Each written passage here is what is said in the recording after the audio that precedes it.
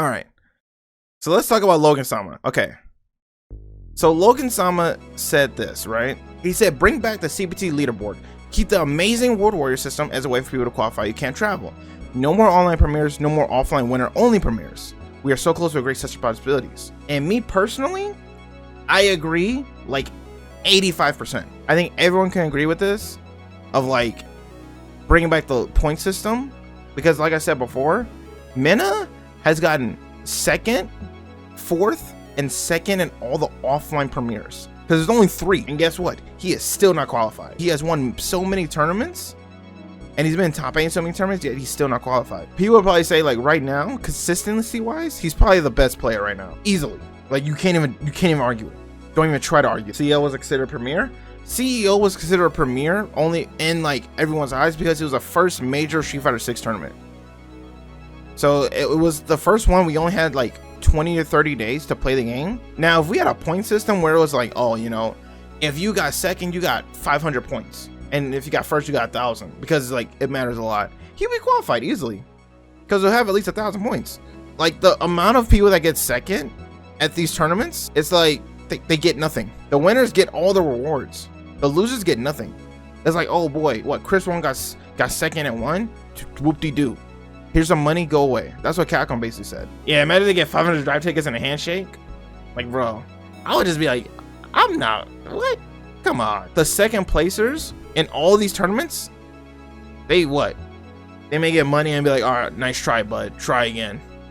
We'll see you later. And that's why I think everyone agrees that bring back CPT leaderboard, because if you bring back offline premieres for a Capcom Pro Tour, I think everyone will be entertained because there's always good matches happening at events. Because one, offline is back. 2, you actually get leaderboards, so you get storylines behind, like, all right, this person stopped him from being second, which gets him into this cup guaranteed, or this person has to place so-and-so in order to get into cup, right? Like, those are always nice to see, because no one can deny like a storyline that's like a year round is so godlike. People are like, oh, so people like Mana could afford travel to collect points at will.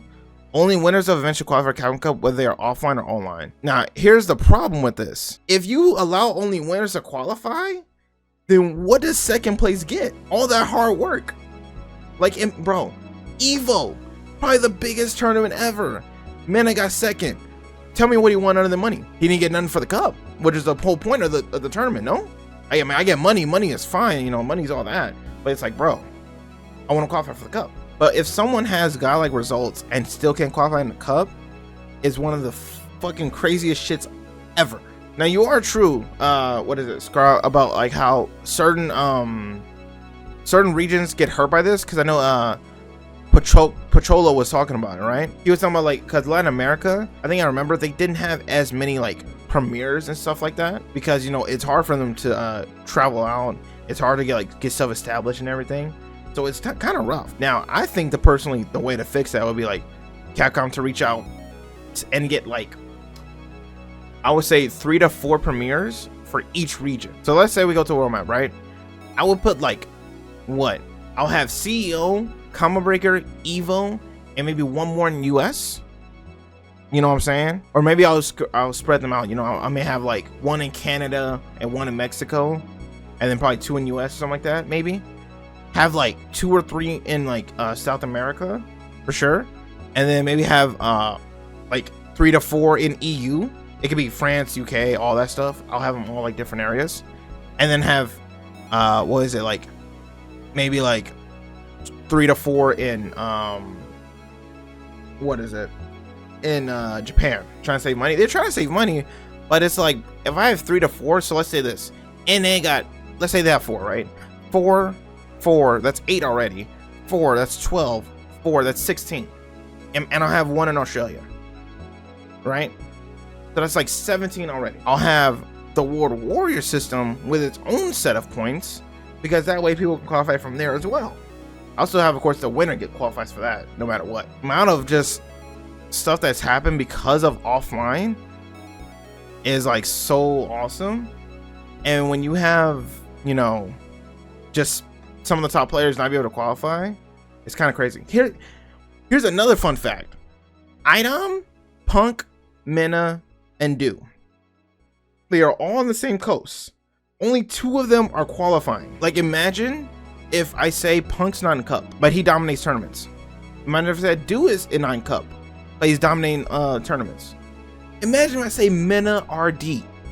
The man who has been top 4 consistently is not in Capcom Cup. The 2-time Capcom Cup champ is not in it. And I think people got mad at Logan because he said it's a pro tour, and people like Mena, myself, other pro players who are sponsored are able to go out and earn the points. But I'm like, bro, Capcom Pro Tour, it's to show off the pros showing off their skill. Like, am I wrong? Last time I checked, that's kind of like what a tour was, to get people to like go to events. The pros do well, they show like how consistent they are and everything. Coming from a person who has traveled, I'm like, yeah, it kind of makes sense. It's pretty funny.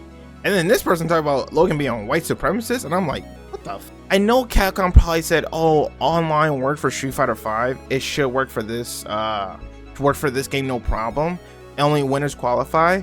Now, I don't think people were a crazy big deal out of it the year before for Street Fighter 5 because it was the last one. Imagine you're in the US but on the West Coast. So that's California, you know, Washington, stuff like that, right? West Coast, they only have 1 shot.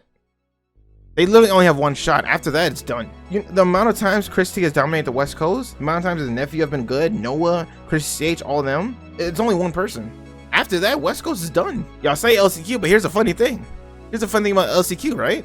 If I go to LCQ, right, I have to fly out to go to LCQ for 3 whole days, which it shouldn't be. Knowing Street Fighter 6 can be a quick game. But then, if I get first, I have to stay an extra 2 days. We don't know what those 2 days are for. That could be for Capcom to be like, I'm gonna punch someone in the face. I don't know. Let's say I'm a normal person working a job. I'd be like, hey, I'm not gonna be in the rest of the week. LCQ is like, once it happens and you lose, do I want to stay the entire week just to watch Capcom Cup in Hollywood? Because that's not cheap. Like me, myself, I could just leave after LCQ and be like, all right, guys, I'm home. We're watching this. So yeah, this whole Capcom, or the Capcom Cup system and everything this year, they are fumbling the bag. You know what's also funny about this? You see when Akuma's supposed to come out? Do you see when Capcom Cup is gonna happen? See how that doesn't make sense? We're going to get Ed probably what? I'm banking January after the new year. We're not gonna be able to play Akuma until after the Cup. Why put it in February when none of the whole roster of the first season is not gonna be out yet? Like, correct me if I'm wrong, but I'm pretty sure nearly every company tries to make that happen. You know, you end the season off with your finals, you show off your new season, cool, everyone's chill. But you know, hey, whatever Capcom says, whatever we accept, unfortunately. I am not looking forward to it, but I am a little bit so I'm hopeful. I'm a hopeful kind of guy, but we'll see, you know, let's see what they do.